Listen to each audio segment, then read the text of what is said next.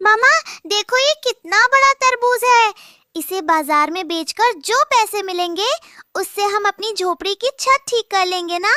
अब बारिश में हमारी छत नहीं टपकेगी। हाँ मेरी बच्ची, बस आज ये सारे तरबूज हमारे ठेले पर लाद दो। शहर के बाजार में इन्हें अच्छे दाम पर बेचकर मैं तुम्हारे लिए नई दवाइयाँ भी लाऊंगी।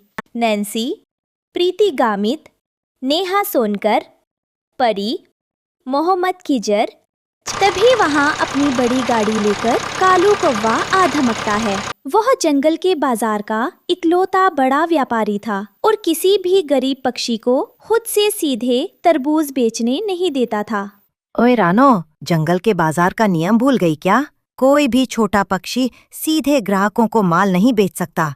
ये सारे तरबूज कौड़ी के दाम पर मुझे बेचो, वरना बाजार में तुम्हें कोई कदम भी नहीं रखने देगा। कालू भाई, आप हमें जो दाम दे रहे हैं उससे तो मेरी लागत भी नहीं निकलेगी। मुझे अपनी बेटी का इलाज कराना है, कृपया मुझे खुद बेचने दीजिए।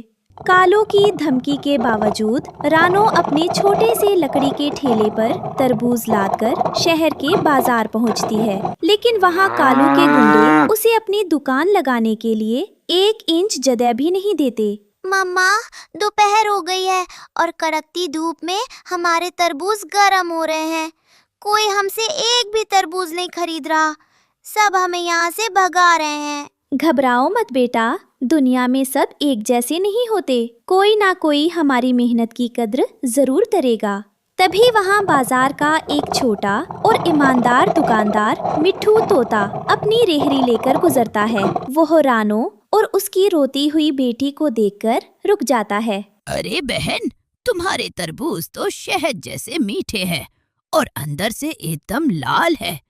इस कालू कौवे के डर से बाजार का कोई पक्षी तुमसे ये माल नहीं खरीद रहा, पर मैं डरने वालों में से नहीं हूँ। मिट्ठू भाई, अगर आप ये तरबूज सही दाम पर ले लें तो मेरी बेटी की जान बच जाएगी। मिट्ठू तोता रानो के सारे तरबूज अपनी दुकान पर अच्छे दामों में खरीद लेता है और खुद ग्राहकों को बेचना शुरू कर देता है। तरबूज इतने स्वादिष्ट थे कि देखते ही देखते वहाँ पक्षियों की भारी भीड़ लग जाती है। आहा, ऐसा मीठा तरबूज तो इस पूरे जंगल में आज तक किसी ने नहीं उगाया।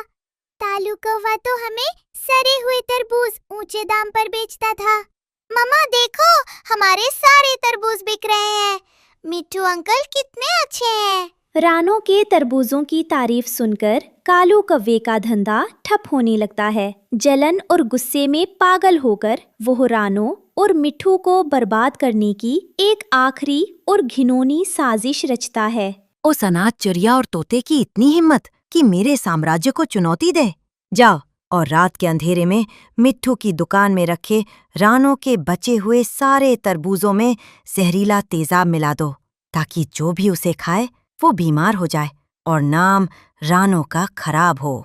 रात के सन्नाटे में कालू के गुंडे चुपके से गोदाम में घुसकर तरबूजों पर जहरीला केमिकल छिड़कने ही वाले होते हैं। लेकिन जाग रही गुड़िया, जो अपनी माँ की दवाई लेने बाहर निकली थी, उनकी यह हरकत देख लेती है। अरे बाप रे, ये दुष्ट लोग मम्मा के उगाए तरबूजों में जहर मिला रहे हैं। अगर सुबह पक्षियों ने इसे खा लिया तो मम्मा जेल चली जाएगी। मुझे तुरंत मम्मा और मिट्ठू अंकल को जगाना होगा। गुड़िया तुरंत रानो और मिट्ठू तोते को जगा लाती है। रानो अपनी सूझबूझ से गोदाम का दरवाजा बाहर से लॉक कर देती है और कालू के गुंडे अंदर ही फंस जाते हैं। तुम लोग अपनी ही साजिश के पिंजरे में कैद हो चुके हो। अब सुबह जंगल के राजा के सामने ही ये दरवाजा खुलेगा। सुबह होते ही जंगल के राजा बाज के सामने कालू के गुंडों को पेश किया जाता है। पकड़े जाने के डर से वे सच उगल देते हैं और कालू कौवे का नाम ले लेते हैं। कालू कौवे, तुमने एक गरीब माँ की मेहनत को बर्बाद करने और बेकसूर पक्षियों की जान दांव पर लगाने का जघन्य अपराध किया है। सजा के तौर पर तुम्हारी सारी संपत्ति जब्त की जाती है और तुम्हें हमेशा के लिए इस जंगल से काला पानी भेजा जाता। मुझे माफ कर दो महाराज, मुझे अपनी अमीरी का घमंड हो गया था। कालू के जाने के बाद राजा बाज ने तरबूज की खेती का पूरा ठेका रानो चिड़िया और मिट्ठू तोते को सौंप दिया। अब गुड़िया का इलाज हो चुका था और वह पूरी तरह ठीक थी। रानो के नए घर के आंगन में तरबूज और ताज़ी सब्जियों का अंबार लगा था। मम्मा, अब हमें कोई गरीब कहकर बाजार से नहीं भगाएगा ना? नहीं मेरी बच्ची, इस दुनिया में मेहनत और ईमानदारी की फसल देर से ही सही पर सबसे मीठी उगती है। अब हम खुद के पैरों पर खड़े हैं। तो दोस्तों, ये कहानी हमें सिखाती है कि गरीबी इंसान को कमज़ोर बना सकती है, लेकिन अगर आपके पास ईमानदारी और मेहनत का जज्बा है तो बड़े से बड़ा शोषक भी आपकी तकदीर नहीं बदल सकता। शॉर्टकट और जुल्म का अंत हमेशा कालू कौवे जैसा ही होता है। अगर एक गरीब माँ के संघर्ष और तरबूज की खेती की ये बेहद इमोशनल कहानी आपके दिल को छू गई हो तो वीडियो को लाइक, शेयर और चैनल को सब्सक्राइब ज़रूर करें। धन्यवाद। रानो चिड़िया ने अपनी मेहनत से तरबूज का एक आलीशान महल खड़ा किया था, लेकिन इस चकाचौंध के पीछे छिपा खतरा आसमान से पंख फड़फड़ा रहा था। बहुत ऐश कर ली रानो। तरबूज के पूल में छोटे पक्षी तैर रहे हैं, चूल्हे पर गरम भोजन पक रहा है। पर याद रख, जहाँ इतनी मिठास होती है वहाँ चींटियाँ और शिकारी सबसे पहले आते हैं। आज रात मैं इस पूरे बाग को शमशान बना दूंगा। कालू, अपनी गंदी नजरें हमारे घर से दूर रखो। ये मेरी दिन रात की मेहनत की फसल है। इसे छीनने की कोशिश की तो अंजाम बहुत बुरा होगा।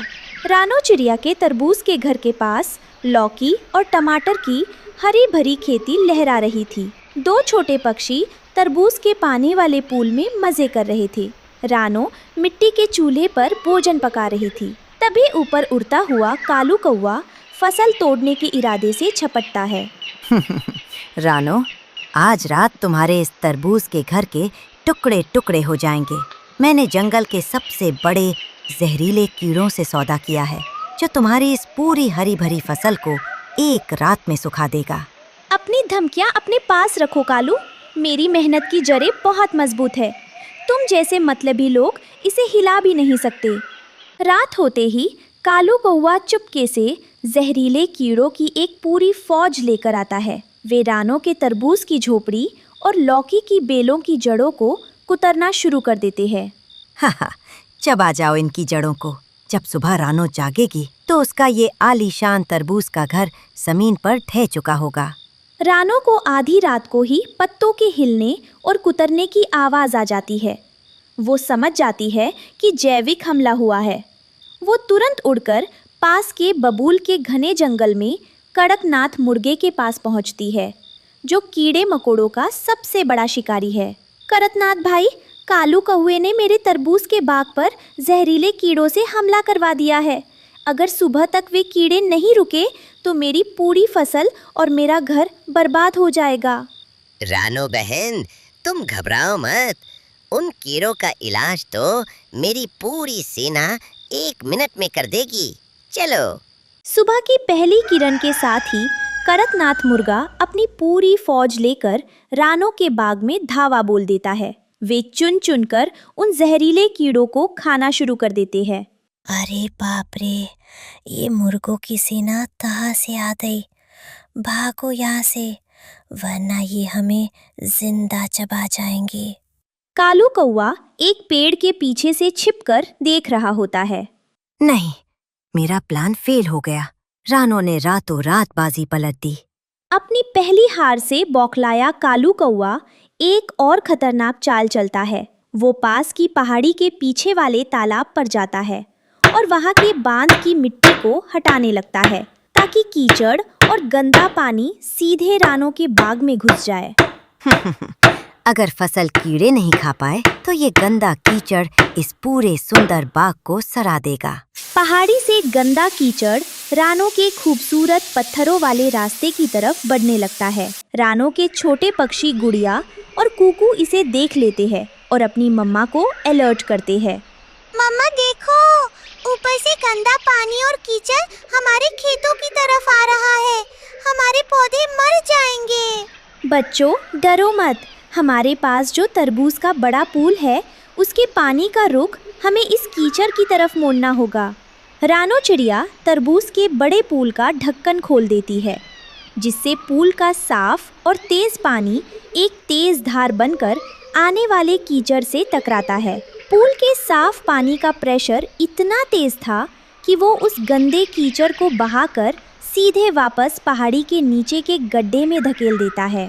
कालू की दूसरी साजिश भी पानी में मिल जाती है। अब जंगल के सारे पक्षी और मुर्गों की सेना कालू कौवे को चारों तरफ से घेर लेती है। कालू पेड़ की डाल पर फंस जाता है और उसके पास भागने का कोई रास्ता नहीं बचता। क्यों रे कालू, दूसरों की मेहनत से इतनी जलन? आज अगर तूने इस जंगल से माफी नहीं मांगी तो तेरे सारे काले पंख नोच लिए जाएंगे। नहीं नहीं, मुझे माफ कर दो रानो बहन, मुझे माफ कर दो। मैं लालच में अंधा हो गया था। मैं आज के बाद तुम्हारे बाग की तरफ आंख उठाकर भी नहीं देखूंगा। रानो चिड़िया कालू को माफ तो कर देती है, लेकिन उसे हमेशा के लिए उस बाग से बेदखल कर देती है। कालू कौवा शर्म और डर के मारे उड़कर हमेशा के लिए वो इलाका छोड़कर चला जाता है।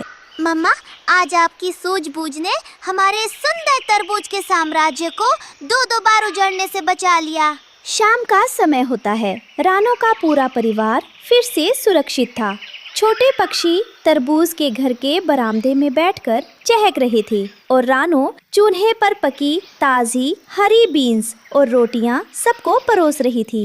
चारों तरफ शांति और मिठास थी। हमेशा याद रखना बच्चों, जब आपकी नीयत साफ हो और आप अपनी मेहनत पर भरोसा रखते हैं तो दुनिया की कोई भी बुरी ताकत आपकी खुशियों को नहीं छीन सकती। रानो चिड़िया ने दिन रात एक करके नदी की सूखी रेत में मीठे और बड़े बड़े तरबूज उगाए थे। उसकी छोटी बेटी गुड़िया कमजोर होने के बावजूद अपनी माँ के साथ तरबूज तोड़ने में हाथ बटा रही थी।